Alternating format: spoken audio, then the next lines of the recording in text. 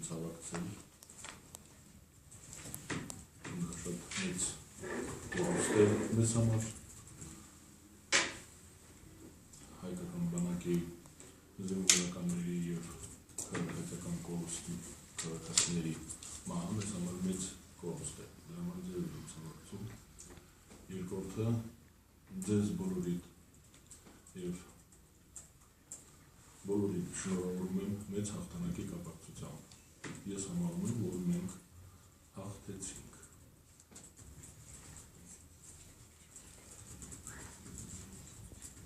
Հիմա որպեսզի իմ ասածները մերկապարանոց չլինեն, ես առաջարկում եմ իմ Facebook-յան էջի պատի վրա կա Էխո Մոսկվա ռադիո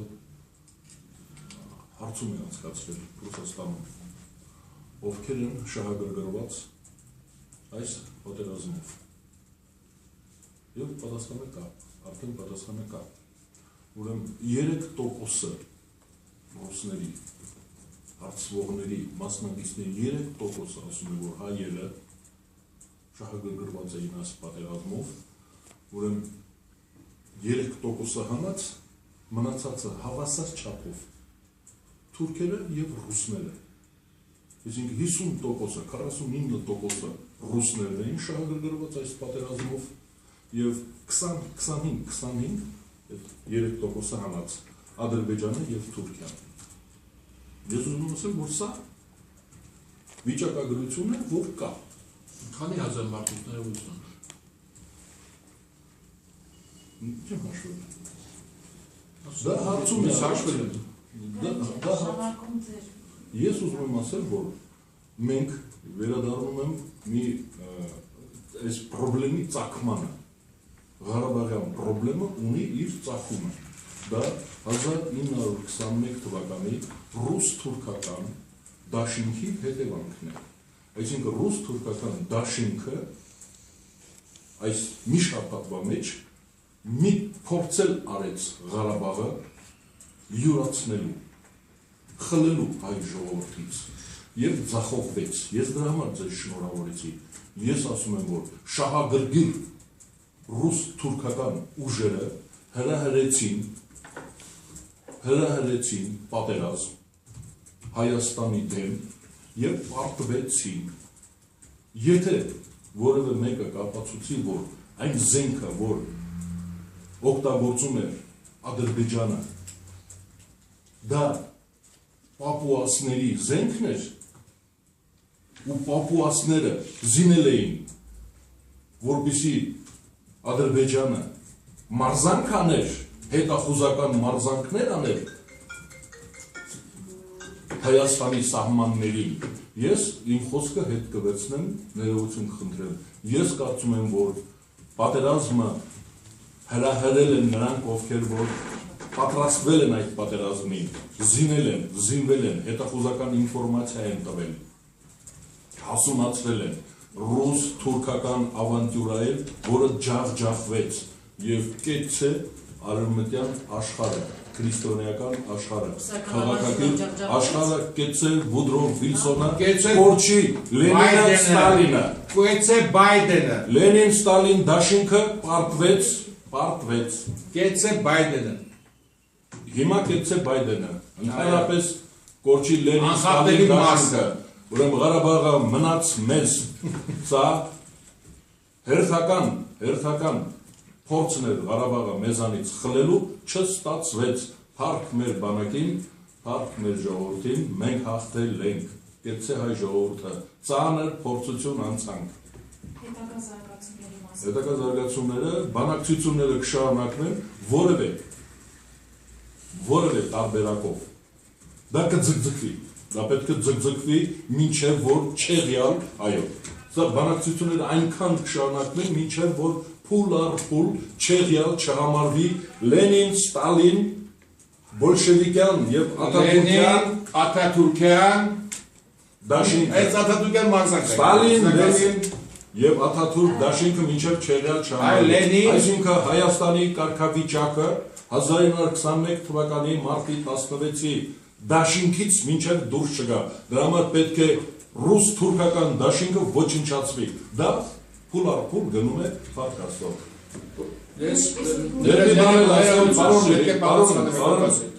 Իմ ընկերոջ բարին, ես կարծում եմ, որ շատ կարևոր են բարոյական հաղթանակները։ Այդ անհամարական հայտարարությունները Ավարայրի ճակատամարտի մասին, հերոսամարտի։ Այդ դուք ասացիք։ Ես եմ ասում։ Ես ասում եմ, որ սուրբ են նրանք,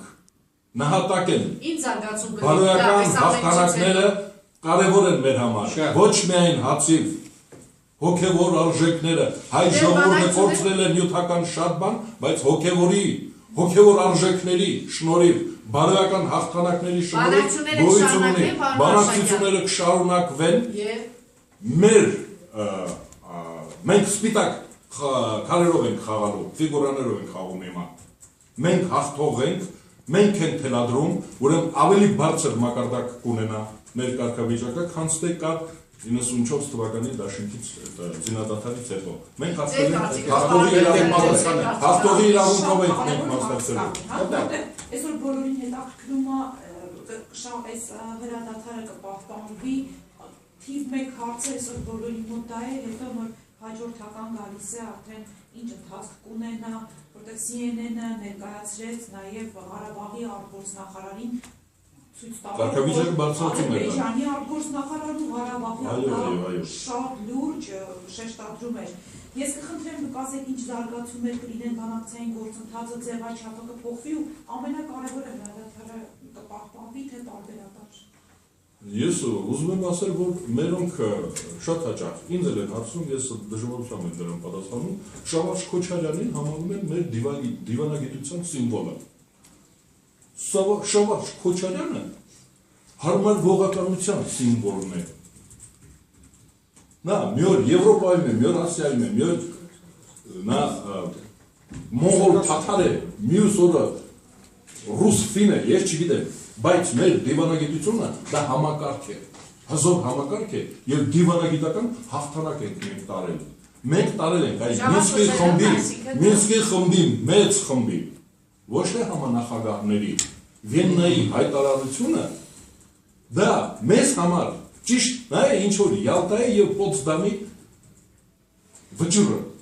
Դա նշանակում է, որ ուժ կիրառել չի կարելի, ով ուժ կիրառեց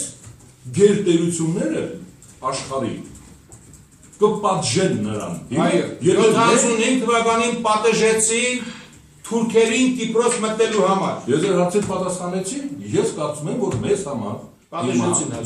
համար հիմա կարևոր է Վիեննայում Մինսկի խմբի հայտարարությունը։ Դա կարևոր է, դա ելակետն է։ Իսկ հոգեկան խանգարման կանխավարկածը, այսինքն գժության կանխավարկածը, որ որևէ մեկը կարող է պատասխանատուներից խենթանալ եւ պատերազմ սկսել, դա ես չեմ բացառում, բայց դա կլինի արդեն հոգեկան խանգարման, այսինքն եթե հիմա Հայաստանի վրա զինվորական հարձակում լինի, դա արդեն անում է անհավասարակշիռ քաղաքական գործիչը, որտեղ Վիեննայի որոշումը շատ լուրջ որոշում է, դա Եվրոպայի անվտանգության համագործակցության կազմակերպության կարծիքն է, դրանից բարձր կարծիք չկա, որովհետև Եվրոպայի անվտանգության եւ համագործակցության կազմակերպության անդամներից 4-ը նաեւ ՄԱԿ-ի մշտական անվտանգության անդամներ են։ Ուղղակի մի բան ասեմ, պետք է հուշել այդ Վիեննայի հավաքված այդ ամենակարևոր այդ հազարժողովին, ասեմ, այն Կիպրոսների համար մի որոշ մանակեր անօրինական մտել են երկրից դուրս են գալիս։ Ինչևից է։ Մեր շապիկը մեզ ավելի մոտ է։ Ինչ մարտի 16-21 թվական դա կենտրոնական կոմիտեի որոշումն է համագումարից հետո 10-րդ համագումարից հետո 110 Մոսկվայի կոնֆերանսի մասին է ուրեմն իմ ասածը ուղիղ 10-րդ համագումարից ամջեպից հետո կենտրոնական կոմիտեի որոշումն է ՑԻԿ-ի, որը ուղիղ այդ ստորագրեցին մոտապես 116 հոգի, 116 հոգուց 114-ը հրեա էին։ Ինչևից է, անցենք առաջ։ Ինչ կա ռուս-թուրքական դաշինք։ Հիմա գամ ռուս-թուրքական դաշինքին։ վրացի է։ Հիմա ասեմ Բիբոյանն էլ հայ է։ ասեմ ռուս-թուրքական դաշինքին։ Եթե մի մարդ այսօր, երբ որ Ռուսաստանը գտնվում է այս վիճակում թուրքերի հետ, կիսա պատերազմական, եւ մեկը որոշում է ասի, որ Արցախի այս պատերազմը հրահրեց ռուս-թուրքական դաշինքը, որ դրեք մտածենք, դրա հետևանքն է, ուրեմն ասեմ, այո, դրա հետևանքն է, որ Սերժ Սարգսյանը գտնում էր Վաշինգտոնում, Ալիևը գտնում էր Վաշինգտոնում, եթե Բայդենը չհայտարարեր, որ Ղարաբաղը անխախտելի մասն է Ադրբեջանի, նման բան երբեք չէր լինի, թուրքը չէր համարձակվի, իր շներին բաց թողի Ղարաբաղի վրա, եղավ այդպես, եւ այս տեսակետը Ռուսաստանը ամեն անգամ ուրեմն այս դու կատակի մի վերացի, ուրեմն այնպեսի բաներ ես լուրջ ասում ես կատակից վերացում, կեցը վուդո վեսոնը որ բանի հաջող սպանեցի, բա ռուս-թուրքական դաշինքը Ղարաբաղը ով է հանձնել, ուրեմն ասեմ, Ղարաբաղը ով է հանձնել, ուրեմն ասում մի Ղարաբաղը ով է հանձնել, ասեցի ով է հանձնել, 21 թվականին Քուսիրած Լենինը հանձնել, հիմա Անցնեմ առավ, ուղիղ մերին է Քուսիրած, հիմա, ինչ է կանում, բայց թույլ տվեք, որ ասում եմ, էլի ասում ես պատատես, մարդը տասվես բան կարդացել ես, խոսում են, չէ իրար է, բան մի հատ է կարդացել ես, հիմա ասես պատեսու բաց հաներ համացած, հիմա տեսներ, թե օրինակ Ֆրանց Ադամիչը ինչ է հայտարարել, ռուս-թուրքական Ես խեղճանալության պատմություն ասեմ, Ֆրանց Ադամիչը այսօր հայտարարել է, եթե Ղարաբաղում պատերազմը վերսկսվի, մենք Ռուսաստանը ճանաչելու է Ղարաբաղի անկախությունը։ Էլ մի հատ ձեռք հաշեք է Ռուսաստանից։ Դուք ցանկանում եք Ռուսաստանը մեզի ձեռք հաշի, որ թուրքը մտնի ներս, էդ եք ցանկանում։ Ռուսաստանը երբ որ Իվանը դուրս գա այս սահմանից, հաջորդ օրը թուրքը Երևանում առնելու։ Ուրեմն հիշեք, օրացույցը հրադադարով ոչ մի բան չի լինելու, պատերազմ չի լինելու, Ռուսաստանը իր խոսքը ասել է, եւ ասել է շատ լուրջ մարդու